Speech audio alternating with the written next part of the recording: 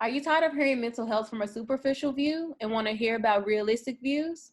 Well, you come to the right place, a space where healing is central, but also normalized.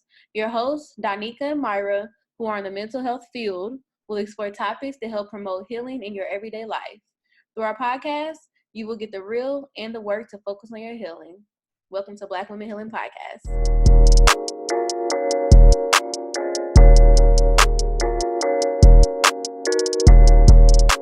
Hey y'all, we're back with a new episode. This week we're just going to go ahead and dive right into the topic.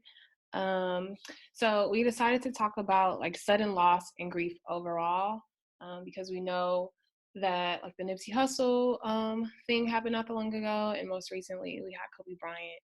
And so we just wanted to talk about like our thoughts around sudden loss and grief, and then just give y'all a few tools and tips in these times. So Danica, do you have anything to say? I can't hear you. You can't hear me? Now I can. Okay. I just think, it's sad. Losing anybody is sad for sure. And I think that when it's somebody that is a celebrity, I think that it's just more publicized. Mm-hmm. And I think that these types of things make you have no choice but to pay attention to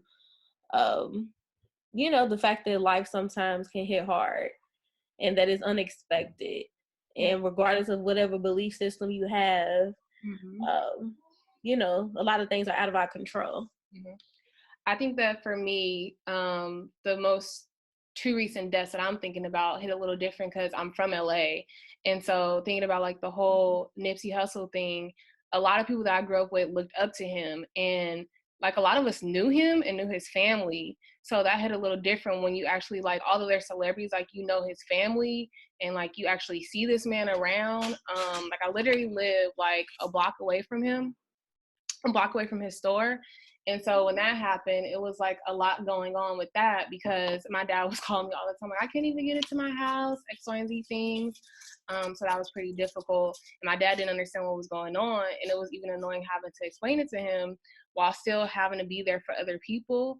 And so fast forward to now with the whole Kobe Bryant thing, at first to me, like, it hit me because it was like, you see him all the time, but I think it was a little different because I didn't know that so many people in my life looked at him as like a father figure almost, and just were so like going to him as like somebody that they look up to. So I think that hit a little bit different. And then being from LA, like the man was like always on the Lakers, so it just hit a little bit different. But then for other people, like you said, like life just suddenly ending, it's like crazy. So yeah, it's sad, but to me, like, I just think of like crazy. Yeah. I it was like, it's just like, even with Nipsey, when Nipsey passed away, I'm not from LA, but you could literally feel the sadness in the city. Like, even with Kobe, like, that's how it is. It's like it impacts so like the community in general. Like, your death is impacting, and I mean, it's probably even impacted other cities like that. But for me to feel it, like, it's wild. How do you feel like it impacted you personally? For me, my daddy, he called me on Sunday. I didn't even know. He called me in the morning and he was like, Nika, is Kobe really, is he really dead? And I was just like, what?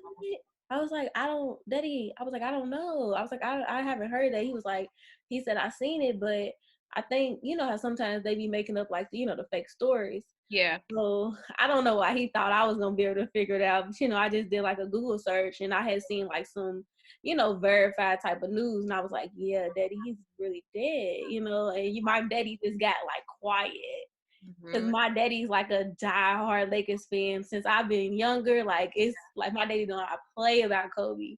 And so I was just like, Daddy, you okay? Yeah.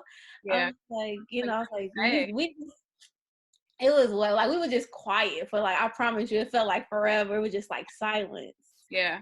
And he was just like, oh my goodness. He was like, that's wild. Like, he was like, that's sad. Like, that man died. He was like, and I'm over here like reading more. I'm like, dang, I didn't know Kobe was only 41 because he seemed like he's lived so much more life. I thought he was older. Yeah, same. yeah, I'm like, he's only 41. You know what I'm saying? My daddy's 49.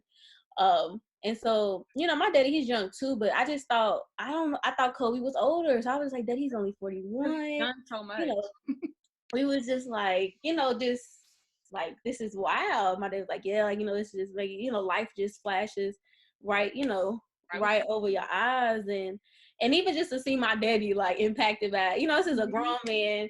My daddy most definitely, Same with my dad. Yeah. he's not a very vulnerable, you know what I'm saying, type of man. But to even just see him impacted by this another grown man's death was just like crazy. Oh my goodness. And then all of a sudden I just was on social media and it just was everywhere. And at first it was just said Kobe, but then it said, then people started saying the daughter, and then it was like, oh, it actually was other people too. It just like it kept more and more and more and more kept coming out. And so for me, I had to get off of social media. I got off on Sunday because I got off of social media because it was just everywhere. And this sometimes I don't like social media because of this, because it doesn't feel normal in the sense that I would like it, meaning that if somebody passes away, I wouldn't be seeing it every single place, every single where, if there wasn't social media. And so it's just like every scroll, you know what I'm saying, it's all these sad posts, it's all this, you know, then people was arguing about like, y'all didn't even know this, man. It was just like too much. And so my brain was stimulated, my heart, mind, body, and soul. So I had to get off because I felt overwhelmed. And so I just been trying to, you know, honor Kobe in my own way, versus, you know, the social media piece of it. Yeah, definitely. I completely agree. I think that it's hard for like business owners though, because I mean, we have our podcast that we're running. I have Film Scholar that I'm running. And so for me, I kind of was just like kind of annoyed because it made me think about like, now we live in an age where people don't really utilize websites that much. They utilize keeping up with businesses through Instagram. So for me, although I deleted the app, then it started making me think about like, we have an upcoming event coming up. If I'm not promoting it, nobody's going to come. We have merchandise we're trying to sell. If I'm not promoting that, nobody's going to come. With Film Scholar, that kind of does its own thing at this point. That brings in people automatically, but that's been there 5 years, so that's different.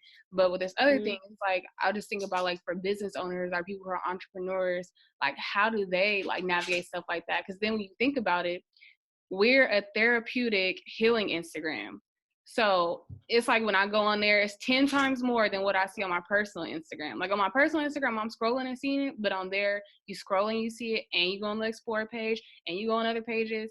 And so it's like dead in your face. And so I had deleted it for a week, but then I would re-download it to repost stuff, but then I had to engage with people because I noticed we were getting a lot more like hit ups and stuff. So I had to get back on there to engage with people. And so I told myself February I would take a break from social media, but then I'm like, probably not going to work.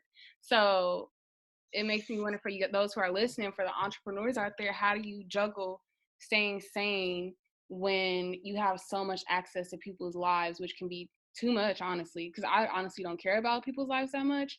And then when it comes to stuff like this, it's like you're just engulfed in it, and like you want to be there for people, but it's like, how do you find that balance? So I'm curious what y'all have to say. Make sure y'all drop some comments or something like that so I could hear y'all point of view.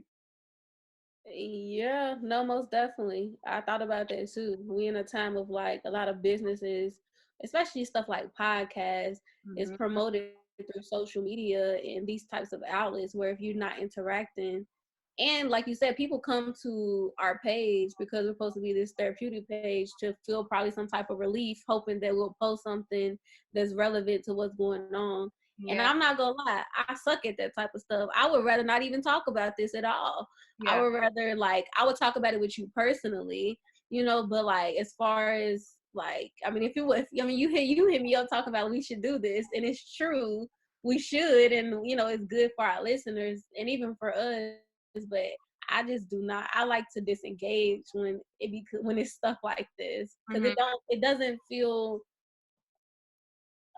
I don't know. I don't want to say genuine because it's genuine, but like the first thing if something's happening to me is not to want to connect to kind of this, you know, social media. Like it's not to want to connect to them. And it's not to say anything about our listeners, our people who support us, but it's just not the first thing on my mind. Yeah, definitely. I feel like, I mean, it's important to acknowledge that that's how you feel. I mean, of course, I feel the same way, but at the same time, I'm like, I kind of have this obligation. Like, it kind of makes me think about like therapy. Like sometimes when like clients come to talk to me about certain things, I just be like, really? That's what you want to talk about? And it'd be something like, it's like, for me, it's just like, I don't want to talk about that. But of course, I'm not going to tell my client that. So then I sit there and I just like, fuck, we really got to talk about this shit because this is what the fuck I signed up for. Right? So yeah, I like that you're acknowledging that. Because I mean, for me, I was instantly, and for a lot of reasons, like a lot of times I see stuff on Instagram where I'm just like, I don't want to see this. Like, I don't want to see this. But it's just so hard because it's just like you can't run from it. I don't know. And then it's also made me thinking about like grief in other areas of life. Like, so I was thinking about like, you know, my situation. I'm not going to say it verbatim on here, but I was going through a situation over the past month and I kept seeing stuff on Instagram regarding it. And I was like, it's not like I searched this stuff. It's not like I look for these people, but I kept seeing like topics regarding it. And it was something like I was grieving.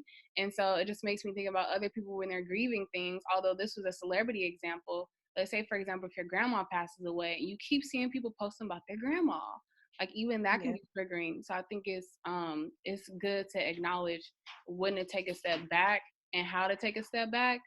So far I've just learned like cutting down my time, and that just means like deleting the app, and if I need to post something, like post it and then interact for a little bit, set like a time limit on myself and then be off of it from there. But just being like considerate of like what's affecting you as a person overall when it comes to like, you know, losses in your life, whether it be a celebrity or, you know, something that happened or someone that you lost.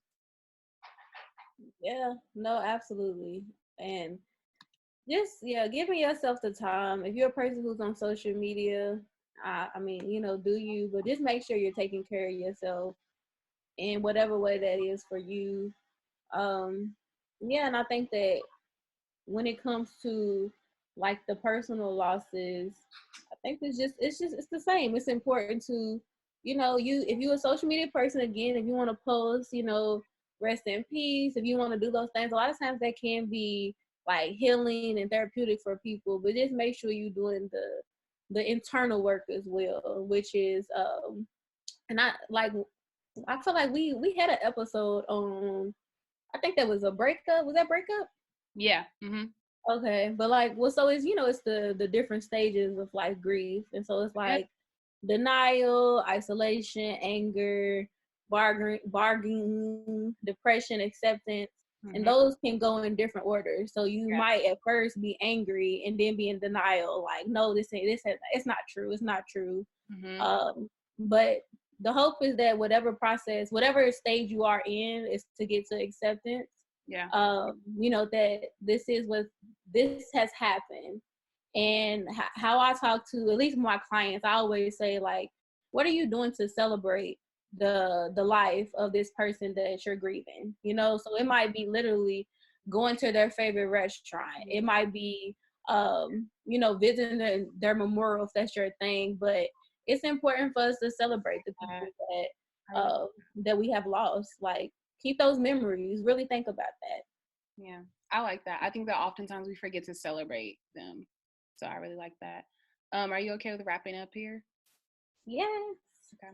I just want to share an event with y'all because it's coming up. So Sippin' Sonder is my spot in Inglewood. It's on Market Street. And they're having a lot of events for Black History Month, but one event really stood out to me, and it's going to be on February 10th. And it's called Work, Chill, and Wellness with Cool-Ass Black Women. And it's a day of meditation, breathing, work, and wellness. And again, that's Sippin' Sonder. It's in Inglewood. You can go on their Instagram. It's simply Sippin' Sonder, and you'll find the list of events that they have going on. That's a pretty cool one. They also have a jazz night going on and a sip and chill night. So check out their Instagram for more information. And thank you for tuning in to this week's episode of Black Women's Healing Podcast. And please check out our upcoming events. You want to share a little bit about that real quick? Yeah, so if you haven't purchased your tickets, we are having a Black Women's Healing Circle February 22nd in Inglewood from 3 p.m. to 5 p.m. check out our link tree, our Instagram link. You'll find how to purchase the tickets. And then also March 7th, we're having a Black Women's Healing Circle in San Diego, and that's also $20, and you can find that in our link tree as well. I mean, I think it's super important, you all, to continue your healing journey, especially with everything's going on. So what better way to, be able to discuss these things than to come to Black Women's Healing Circle. So we hope to see y'all there. See you there.